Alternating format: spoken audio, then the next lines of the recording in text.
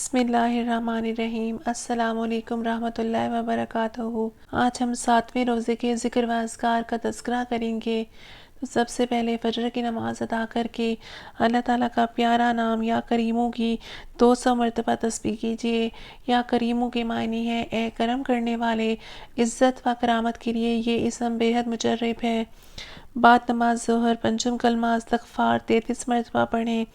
استغفر اللہ ربی من کل ذنب اذنبت عمدا او خطأ سرا او علانیۃ واتوب الیہ من الذنب الذی اعلم ومن الذنب الذی لا اعلم انک انت علام الغیوب وستار العیوب وغفار الذنوب ولا حول ولا قوة الا باللہ العلی العظیم۔ بعد نماز عصر سورہ فاتحہ 40 مرتبہ پڑھیں اور بعد نماز مغرب سوم کلمہ تمجید 70 مرتبہ پڑھیں۔ سبحان اللہ والحمد للہ ولا الہ الا اللہ واللہ اکبر ولا حول ولا قوة الا باللہ العلی العظیم۔